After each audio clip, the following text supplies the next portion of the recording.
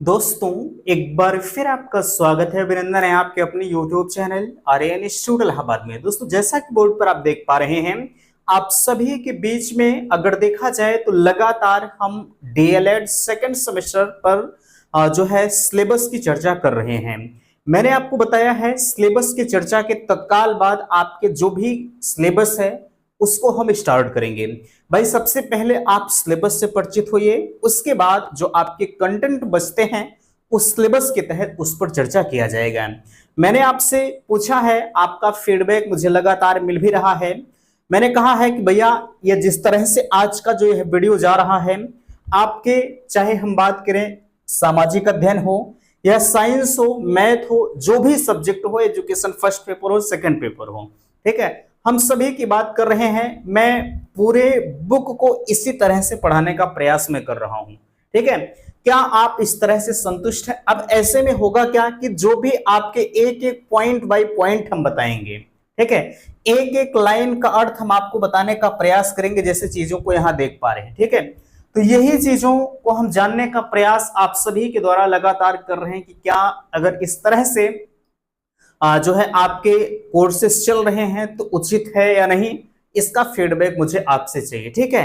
तो चलिए बिना समय को गवाए हम वीडियो को स्टार्ट करते हैं। लेकिन उससे पहले मैं एक निवेदन आप सभी से करना चाहूंगा कि प्लीज अगर चैनल पर पहली बार विजिट किए हैं तो चैनल को सब्सक्राइब जरूर करेंगे। सबसे पहले देखिए, आपके बीच में हम आज का जो वीडियो आपके बीच में दे रहे हैं जो है पाठ्यक्रम है सामाजिक अध्ययन द्वितीय सेमेस्टर, ठीक है। यानी द्वितीय सेमेस्टर के सामाजिक अध्ययन के सिलेबस पर हम चर्चा इस समय कर रहे हैं। तो सबसे पहले यहां देख लीजिए, कक्षा शिक्षण विषय वस्तु, जो पहला टॉपिक आपके सामाजिक अध्ययन के अंतर्गत रखा गया है, भारतवर्ष में प्रथम साम्राज्य की स्थापना, ठीक है। यानी भारतवर्ष में प्रथम साम्राज्य की स्थापना देख सकते हैं, जिसमें हम चर्चा करेंगे मौर्य काल की, दूसरा है गुप्त काल की चर्चा करेंगे, तीसरा है वर्धन वंश हो गया, और यह तीनों जो आपके भारतवर्ष के प्रथम साम्राज्य हैं, इन तीनों पर हम चर्चा करेंगे पूरे विस्तृत रूप से। इसीलिए मैं कहता हूं कि चैनल के माध्यम से आप जुड़ जाइए। अगर आप सेकंड सेमेस्टर में हैं, मैं चैलेंज करता हूं कि आपको बेहतरीन तरीके से सारे कंटेंट प्रोवाइड किए जाएंगे। तो देखिए, ये तो पहला टॉपिक आपका है। दूसरा बन रहा है सामंतवाद कालीन भारत, ठीक है। यानी सामंतवाद कालीन भारत, ये तो आपके चैप्टर का नाम है। अब इस चैप्टर के अंतर्गत आपको पढ़ना क्या है? राजपूतों का उदय, ठीक है। यानी जो राजपूत हैं उनका उदय किस प्रकार से हुआ, इसके बारे में आपको जानना है। अगला है प्रमुख राजवंश एवं उनकी जो है सामाजिक एवं सांस्कृतिक उपलब्धियां, ठीक है। अब यहां राजपूतों का उदय हो गया। अब प्रमुख राजवंश कौन कौन से होते हैं और इन राजवंश एवं उनकी जो है सामाजिक एवं सांस्कृतिक उपलब्धियां कौन सी है, इसके बारे में आपको पूरा विस्तृत नॉलेज इस चैप्टर में लेना है, ठीक है। चलिए अगला देखिए, कहा जा रहा है दक्षिण भारत के प्रमुख राजवंश कौन से हैं, है ना। अभी तक आप जो है सामंतवाद कालीन भारत पढ़ रहे थे और इसके अंतर्गत आप प्रमुख राजवंश के बारे में पढ़ेंगे। लेकिन अब उसके नीचे जैसे ही आप पहुंचते हैं तो दक्षिण भारत के प्रमुख राजवंश की अगर हम बात करें तो इसके अंतर्गत देखिए, चालुक्य आप पढ़ेंगे, पल्लव वंश को पढ़ेंगे, चोल वंश है, राष्ट्रकूट एवं जो है उनकी सामाजिक एवं सांस्कृतिक उपलब्धियां कौन सी है, इसके बारे में आपको विस्तृत तरीके से पढ़ने की जरूरत है। देखिए, मैंने आपसे कहा है अगर आप डीएलएड प्रथम सेमेस्टर प्रथम से फोर्थ तक अगर आप बेहतरीन तरीके से हर एक कंटेंट को पढ़ते हैं तो मैं चैलेंज करता हूं आपको यूपी टेट जैसी परीक्षाओं में कोई दिक्कत नहीं होगी। लेकिन अगर आप यहां मौज मस्ती में बिताएं तो ये मानकर चलिएगा कि 100% आपको यूपी टेट में समस्या होगी। और होगी कैसे? आपको यहीं आकर कोचिंग वगैरह करना पड़ेगा, 4-6-10 हजार वैसे भी फूकेंगे, ठीक है। तो बेहतर है, अभी आपके पास समय है, पहला सेमेस्टर अभी बीता है, ठीक है। तो मेरे हिसाब से बेहतर आपके लिए यही है कि आप अभी से लग जाइए, क्योंकि आप बेहतर जरूर करेंगे, ठीक है। चलिए, अगर यहां से आपको 100% कोई दे रहा है तो आप भी अपना 100% अगर देते हैं तो मेरे हिसाब से बेहतर जरूर करेंगे, ठीक है। चलिए अगला देखिए, यहां कहा जा रहा है, आप समझने का प्रयास करेंगे। सबसे पहले यहां देखिए कहा जा रहा है, अगर इसके अंतर्गत हम आपसे बात करें तो ध्यान दीजिएगा, स्पष्ट तरीके से आपसे आगे कहा जा रहा है जो है देखिए सामाजिक एवं, अच्छा यहां देखने का प्रयास आप जरूर करेंगे, एक एक जो है पॉइंट हम आपको लेकर चल रहे हैं। ठीक है, कहा जा रहा है भारतवर्ष में प्रथम साम्राज्य, अच्छा ये तो हो गया। ठीक है, दक्षिण भारत के प्रमुख राजवंश, ये भी आपका हो गया। अब देखिए यहां से आता है अरब में इस्लाम धर्म का उदय। ठीक है, अरब में जो इस्लाम धर्म का उदय है उसके बारे में आपको विस्तृत तरीके से पढ़ने की जरूरत पड़ेगी। ठीक है, चलिए आगे अगर हम बात करें, जैसा कि यहां देख सकते हैं, अगला आपसे कहा जा रहा है कि भारत में इसका आगमन, किसका आगमन, अरब में इस्लाम धर्म का उदय कैसे हुआ।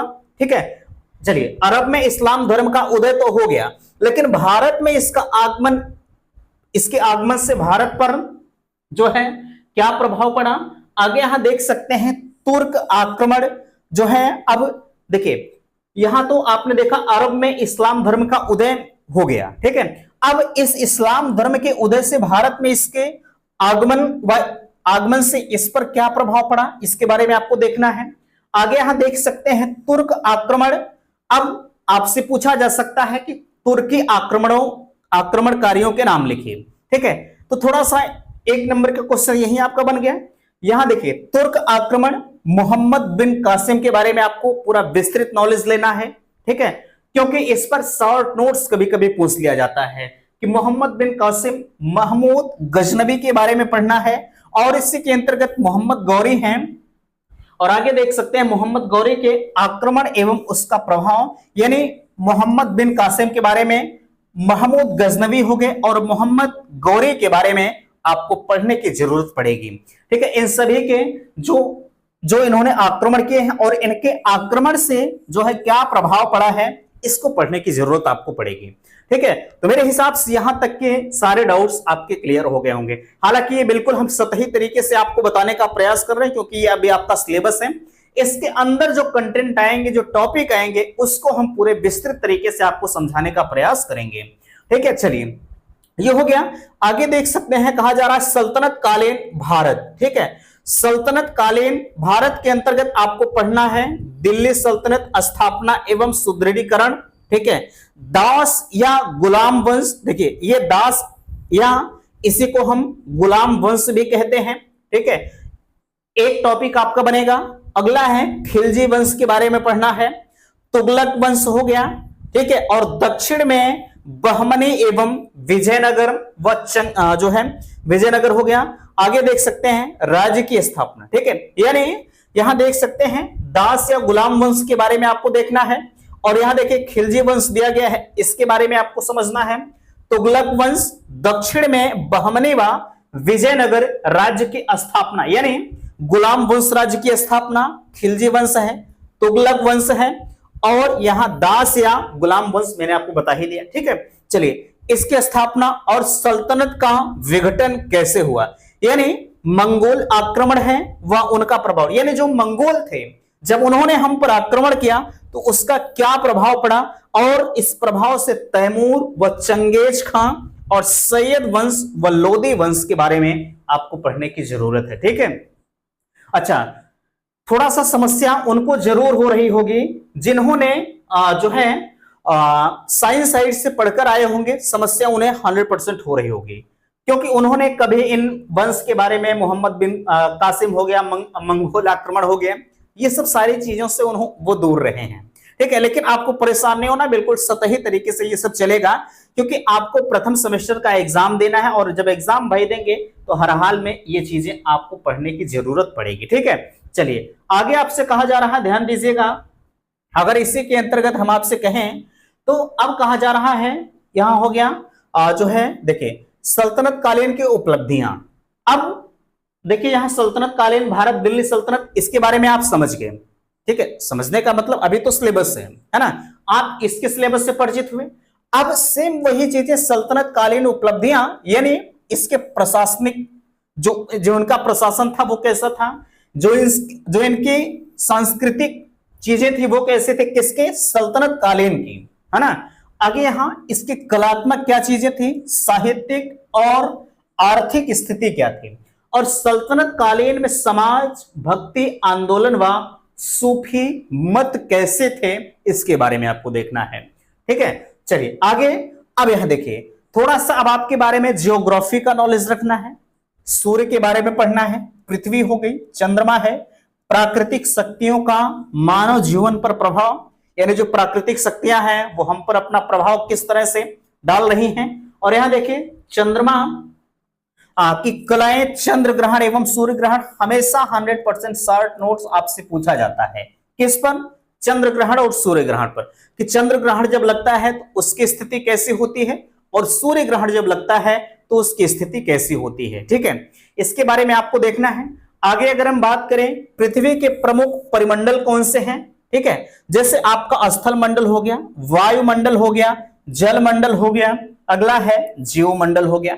इस पर एक एक लेक्चर आपके बीच में जाएगा कि आखिरकार स्थल मंडल क्या है, वायुमंडल क्या है और जल मंडल क्या है, और इसी के अंतर्गत हमारा जीवमंडल क्या होता है। इसके बारे में आपको ऑलरेडी पढ़ने की जरूरत पड़ेगी। ठीक है, चलिए यहां तक हो गया। अब हम बात करते हैं स्थल मंडल। ठीक है, अभी तक आपने देखा था कि यहां स्थल मंडल जो है पृथ्वी के प्रमुख परिमंडल के अंतर्गत आप देखेंगे, लेकिन यहां देखिए स्थल मंडल एक आपके टॉपिक ही बन गई, पृथ्वी की आंतरिक संरचना एवं शैल के प्रकार यानी चट्टानों के प्रकार के बारे में आपको पढ़ना है। ठीक है, चलिए यहां तक आपका हो गया। आगे अगर हम इसी के अंतर्गत बात करें तो समझिएगा, आगे देखिए कहा जा रहा है, चलिए यहां तक उम्मीद करते हैं कि आपको सारी बातें समझ में आ गई होंगी। देखिए स्थल मंडल ये हो गया आपका, कहा जा रहा है कि धरातल के रूप में बदलने वाले कारक कौन से होते हैं। देखिए धरातल के रूप में जो बदलने वाले कारक हैं, जैसे आपके आंतरिक पटल हो गया, ठीक है, विरूपणीय बल को क्या होता है, आकस्मिक बल क्या होते हैं, और इन सभी के अंतर्गत वलित पर्वत, ज्वालामुखी पर्वत, ठीक है, ज्वालामुखी पर्वत क्या होता है, भूकंप है, और इसके प्रकार एवं प्रभावित क्षेत्र, यानी भूकंप जो है जब आता है इसके कितने प्रकार के होते हैं और इनके आने से कैसे क्षेत्र हमारे प्रभावित होते हैं, इसके बारे में आपको पढ़ना है। ठीक है, अब यहां देखिए कहा जा रहा है, अगला टॉपिक है बाह्य बल आपका है, जिसके अंतर्गत हम बात करें अनाच्छवन क्या होता है। ठीक है, ये तो आपका टॉपिक है। ठीक है, एक चैप्टर बनेगा। अब इसके अंतर्गत पढ़ना अपक्षय क्या होता है, अपक्षय, अपर्दन व इनसे बनने वाले भू आकृतियां क्या होती हैं, यानी जब अपक्षय अपर्दन होगा तो इससे बनने वाली जो हमारी भू आकृतियां होंगी वो किस प्रकार से बनती हैं, इसके बारे में। ठीक है, अगला है देखिए वायुमंडल। वायुमंडल संगठन एवं संरचना, यानी वायुमंडल जब होता है तो इसमें संगठन एवं संरचना क्या होती है, तापमान, वायुदाब, वायुदाब की पेटियां हो गई, और नीचे यहां वायुमंडल की आर्द्रता क्या होती है, इसके बारे में आपको विस्तृत तरीके से पढ़ने की जरूरत पड़ेगी। ठीक है, तो मेरे हिसाब से यहां तक की सारी चीजें आपको समझ में आ गई होंगी। आगे अगर हम बात करें तो जैसा कि देख सकते हैं जो है स्पष्ट तरीके से आपके बीच में फिर से अगला नजर आ रहा है। देखिएगा, अगर हम इसके अंतर्गत कहें तो थोड़ा सा और आपको देखने की जरूरत है। चलिए ये हो गया।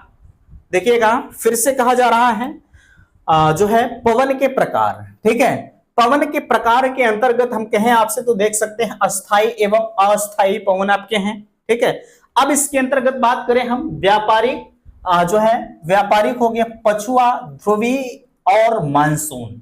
ठीक है, और इसके अंतर्गत ये तो आपके पवन के प्रकार हैं। पवन के प्रकार के अंतर्गत आपको चक्रवात पढ़ना है एवं प्रति चक्रवात, चक्रवात एवं चक्रवात क्या होता है और प्रति चक्रवात क्या होता है, यह आपको पढ़ने की जरूरत पड़ेगी। ठीक है, चलिए यहां तक की चीजें मुझे लगता है कि आपको समझ में आ गई होंगी। आगे अगर हम बात करें तो जैसा कि देख सकते हैं जल मंडल आपका हो गया। जल मंडल के अंतर्गत समुद्र व उसकी गतियां क्या होती हैं। ठीक है, जो समुद्र है, समुद्र जो है समुद्र व उसकी गतियों के बारे में आपको देखना है। आगे यहां देखिए समुद्री धाराएं। ठीक है, अब जो समुद्री धाराएं होती हैं वो क्या होती हैं और उसके तटवर्ती क्षेत्रों पर प्रभाव। और यहां एक टॉपिक आता है ज्वार भाटा क्या होता है। ज्वार भाटा पर शॉर्ट नोट हमेशा पूछा जाता है। वैसे कभी कोई बीत गया होगा जो है नहीं पूछा गया होगा, अन्यथा की स्थिति में चांसेस हमेशा बनते हैं कि ज्वार भाटा पूछा ही जाएगा, बट आपके मन में जरूर आता होगा कि ज्वार भाटा है क्या चीज, तो आप परेशान न होइएगा। ठीक है, अब यहां देखिए हमारा संविधान। अभी तक आपने जो है हिस्ट्री के बारे में पढ़ा, जियोग्राफी के बारे में पढ़ा, अब थोड़ा सा यहां आपको संविधान के बारे में भी पढ़ना है। ठीक है, चलिए अब यहां देखिए संविधान किसे कहते हैं, ठीक है। आगे कहा जा रहा है संविधान के गठन की भूमिका क्या होती है, ठीक है। संविधान किसे कहते हैं, इसके अंतर्गत ऐसा नहीं कि सिर्फ एक क्वेश्चन बन रहा, नहीं नहीं, इसके अंतर्गत और भी सारी चीजें आएंगी, ठीक है। अब संविधान के गठन की भूमिका क्या होती है और संविधान का गठन जो है और संविधान की प्रस्तावना एवं उसकी विशेषताएं क्या होती हैं, ये चीजों को देखना है, ठीक है। आगे अगर हम इसी के अंतर्गत आपसे कहें तो जैसा कि यहां देख सकते हैं फिर कहा जा रहा है संविधान की प्रस्तावना एवं विशेषताएं, ठीक है। अब संविधान की प्रस्तावना एवं विशेषताओं के अंतर्गत हम कहें तो यहां देख सकते, ये तो हो गया आपका। अब यहां देखिए नागरिकता पढ़ना है, मौलिक अधिकार एवं मौलिक कर्तव्य के बारे में आपको देखना है। अब ऐसा नहीं कि बिल्कुल आपको डीपली जाना है, आपको सतही तरीके से पढ़ना है। मैंने बताया अभी आप डीएलएड सेकंड सेमेस्टर में हैं, आप अपने सिलेबस को ध्यान दीजिए, ठीक है। सिलेबस का नॉलेज मैं इसलिए आपको करवा रहा हूं क्योंकि आपको सिर्फ इतना होना चाहिए कि मुझे यहीं तक पढ़ना है। पढ़ना अभी अगर संविधान आपको ये मौलिक अधिकार पढ़ाया जाए तो 10 दिन आपका मौलिक अधिकार चलेगा, ठीक है। लेकिन ये सारी चीजें आपको ध्यान देना है क्योंकि आपको अभी सेमेस्टर बीट करना है ना। ये हो गया नीति निर्देशक तत्व के बारे में, उपभोक्ता जागरूकता एवं उपभोक्ता शोषण की प्रकार, ठीक है। और आगे देखना है उपभोक्ताओं के जो है अधिकार और कर्तव्य क्या होते हैं और उपभोक्ता सुरक्षा के उपाय क्या हो सकते हैं, इस पर आपको देखना है, ठीक है। और भारतीय अर्थव्यवस्था में कृषि का योगदान क्या होता है, भाई भारतीय अर्थव्यवस्था में कृषि का एक बेहद योगदान होता है। आगे कहा जा रहा है योगदान हो गया भारतीय कृषि की प्रमुख विशेषताएं, ठीक है। जो भारतीय कृषि है उसकी जो प्रमुख विशेषताएं हैं उसको देखना है। आगे यहां देखिए विशेषताओं व महत्व के बारे में पढ़ना है और भारतीय कृषि में उत्पादकता, हरित क्रांति व उसका प्रभाव। और आगे देखिए आर्थिक विकास, कृषि विकास हेतु जो है सरकार द्वारा अपनाए गए उपाय, जैसे भारतीय जो है कृषि नीति के बारे में आपको समझने की जरूरत पड़ेगी, ठीक है। चलिए ये हो गया। आगे अगर हम इसी के अंतर्गत कहें तो देखिएगा कहा जा रहा है जो है अब यहां आता है मुद्रा के बारे में, ठीक है। मुद्रा के बारे में भी आपको पढ़ना है। जैसे देखिए मुद्रा, मुद्रा का अर्थ क्या होता है एवं मुद्रा के प्रकार क्या होते हैं, और इससे के अंतर्गत साख मुद्रा है, चौक है, बैंक ड्राफ्ट होता है, प्रतिज्ञा पत्र हो गया, और यहाँ एक नया शब्द आया होगा हुड्डे जो है ग्रेसन का नियम क्या होता है, मुद्रा की स्फीति क्या होती है, मुद्रा की अस्फीति क्या जो है अपस्फीति क्या होती है, और मुद्रा का संकुचन क्या होता है।